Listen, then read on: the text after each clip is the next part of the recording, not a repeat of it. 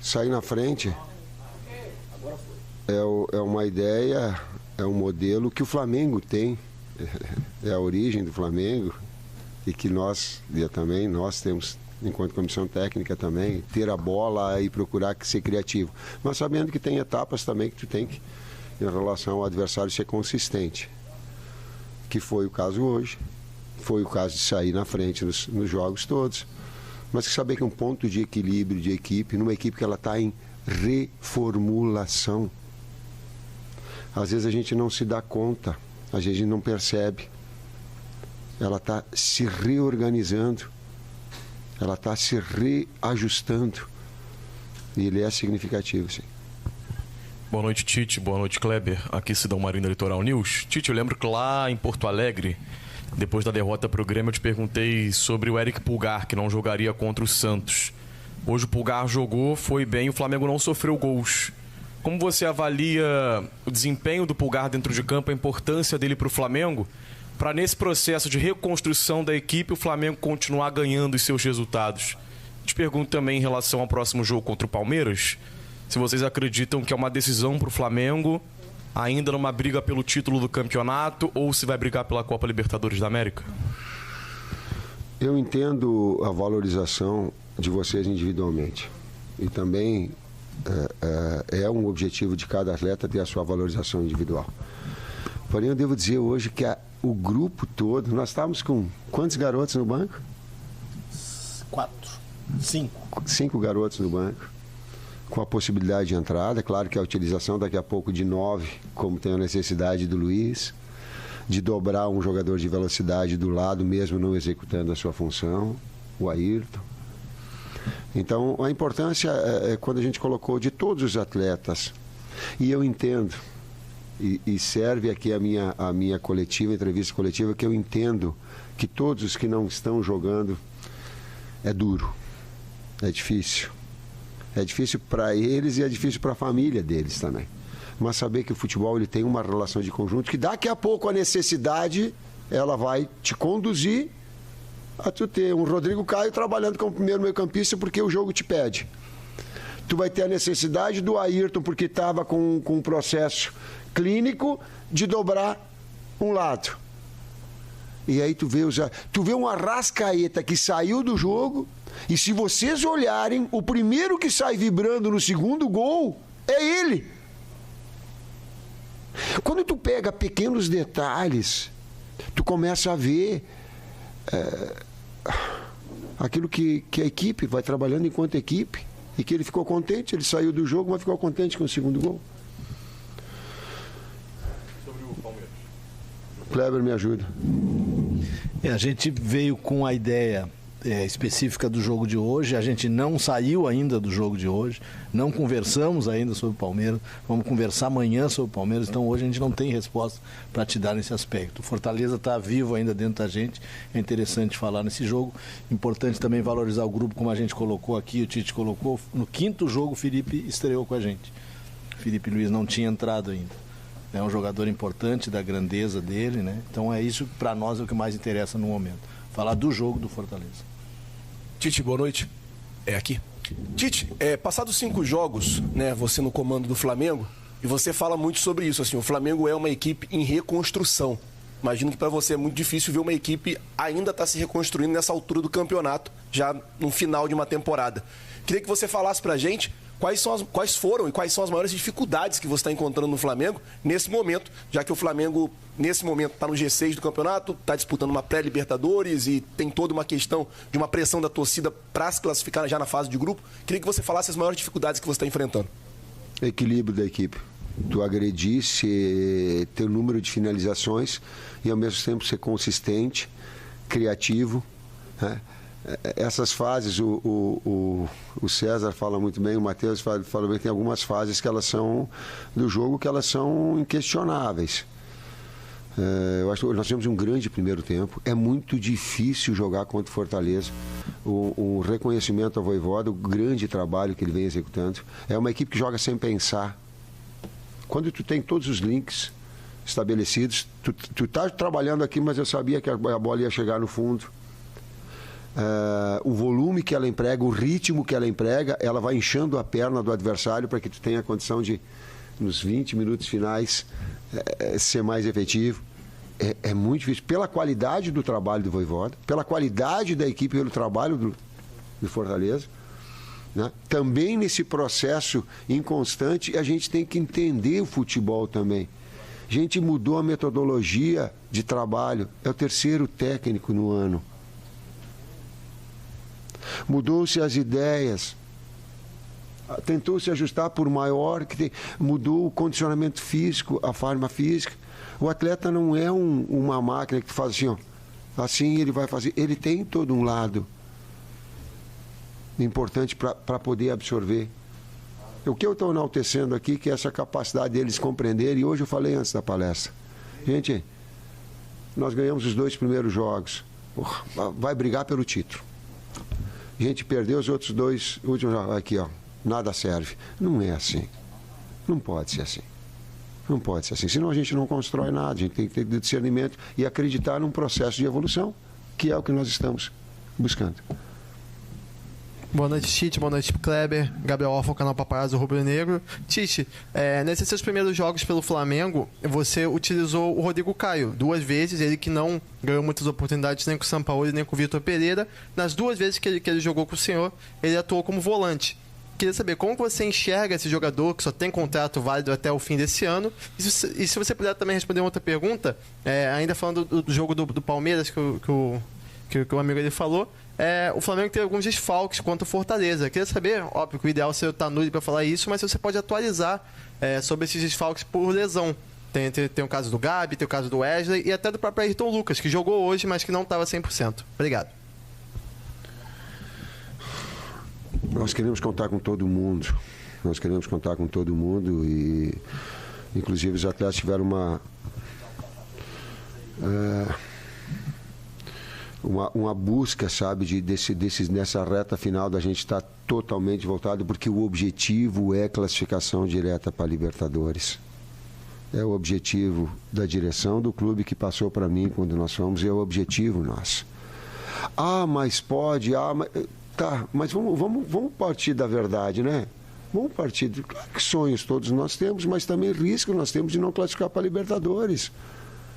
Vamos trabalhar de forma realista, vamos fazer jogo a jogo esse processo de evolução, inclusive dentro do próprio jogo, de estabilizar a equipe para não oscilar. Por quê? Porque ela está em reformação. E esse é um pedido que eu faço para o torcedor. Se eu disser, não em relação ao Palmeiras, ela vai oscilar.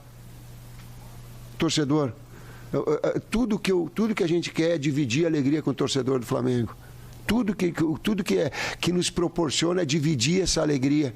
Mas que ele entenda que ele vai precisar ajudar a equipe, porque ela vai oscilar. Por quê? Porque o Cebolinha está se afirmando agora, porque o Luiz está se afirmando agora, porque está dando uma sequência com um pivô, porque o Arrascaeta está encontrando essa melhor condição e essa evolução. Porque daqui a pouco não deu o Felipe, não deu a Ayrton, deu o Felipe, e um é construtor, o outro é passar. Então, dela entender também que nesses momentos que a gente vai precisar do torcedor na quarta-feira, porque ele vai oscilar, é inevitável que ela passe esse carinho, porque eu tenho certeza que lá dentro do campo eles vão sentir. Eu senti essa atmosfera. E estando fora, tu imagina estando dentro com o apoio. Sentimos contra o Vasco, né?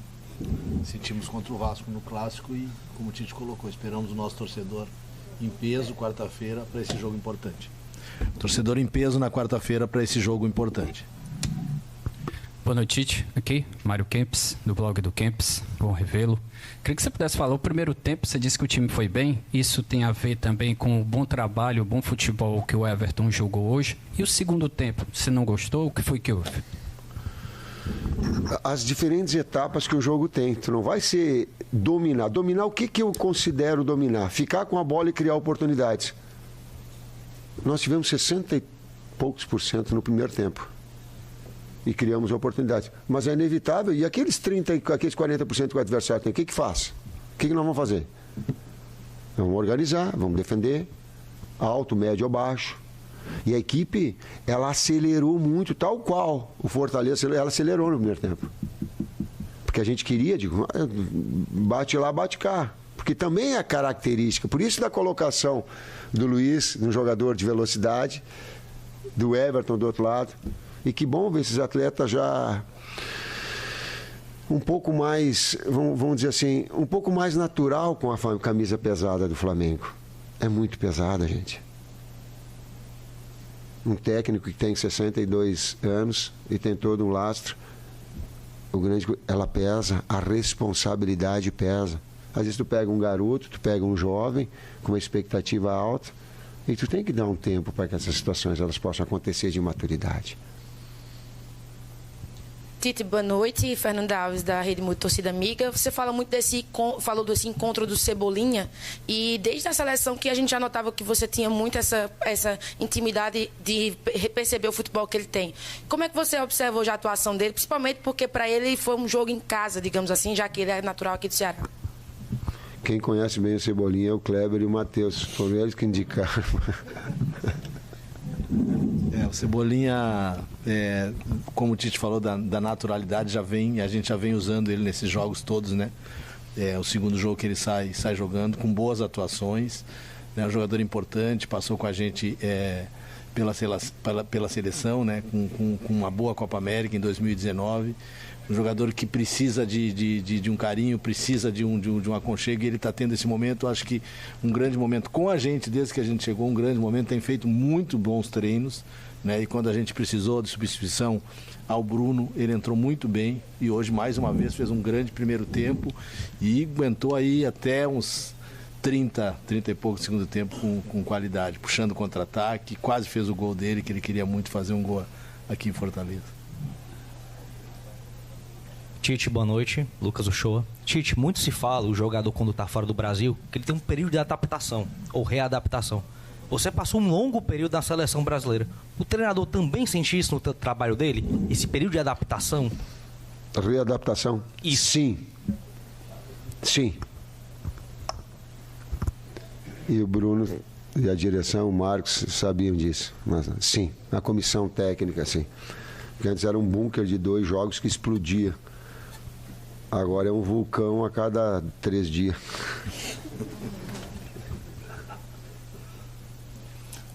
Última pergunta aqui, tá?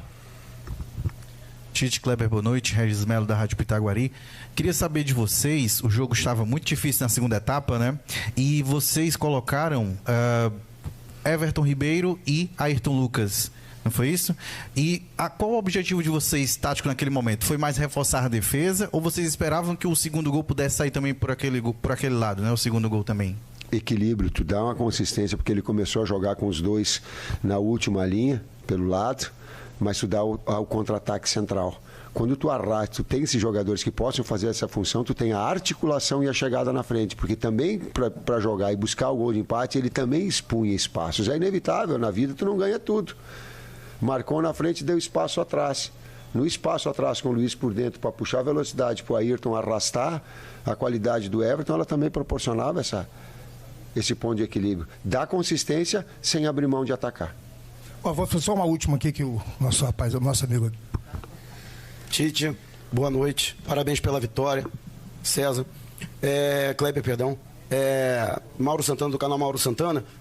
Falando novamente do Felipe Luiz, que já foi mencionado aqui e foi decisivo na vitória de hoje. Um atleta que já conta com 38 anos. Esse ano ele conviveu com vários problemas físicos e que vem se preparando também para o pós-carreira, né? Ele que vem se preparando. E vários treinadores, né? Ele que foi seu jogador na seleção, inclusive treinadores adversários, enalteceram uma capacidade dele, que é uma espécie de técnico dentro de campo.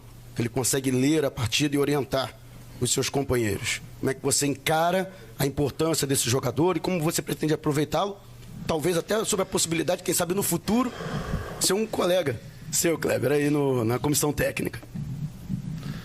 Eu só quero pensar no Felipe dentro do campo. Era muito difícil nós deixarmos o Felipe Luiz, um jogador desse nível, desse porte, sem ter jogado nenhum minuto. Mas a gente pensa aquilo que o jogo pudesse se apresentar para que pudesse dar ele uma melhor condição. E o problema do Felipe não é a condição física. O problema do Felipe é o calendário onde tem que jogar domingo, quarto domingo, aí esse é o problema. Mas tê-lo circunstancialmente ou periodicamente, com a qualidade que ele tem, é impressionante. Depois, eu sou suspeito para falar do Felipe. O caráter que ele tem é muito grande. Os valores morais, pessoais, família que ele tem é muito grande. Isso irradia. Essa liderança irradia. Obrigado, pessoal. Olha só, o nosso diretor executivo, Bruno Espino, vai fazer um pronunciamento aqui, tá? Só um pronunciamento, por favor. Do seu lado, Kleber Xavier, auxiliar técnico, integrante da comissão. Baixa ele, jogador. Com quem? Posso falar? Pode, né? Bom, primeiro boa noite a todos, boa noite nação rubro-negra. Vim aqui fazer um pronunciamento sobre a arbitragem.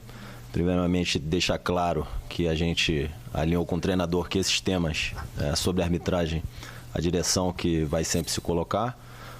O treinador cobra dos atletas que a gente sempre termine os jogos com 11 atletas em campo, que se cumpra a regra, todas as questões disciplinares, mas o clube está estarrecido e está muito assustado com o que vem acontecendo ao longo do campeonato na arbitragem, mais especificamente da falta de critério, dos sistemáticos erros e das escalas de arbitragem. Para dar alguns exemplos, na 16ª rodada, o Gerson, com a bola dominada contra o América Mineiro no Maracanã, entrando na grande área, leva um chute na cara, ele teve uma contusão no supercílio, quase abriu o supercílio, ficou com um galo aqui, com o rosto inchado, e a comissão de arbitragem disse que o contato foi leve, foi de raspão, o VAR sequer chamou, foi cartão amarelo.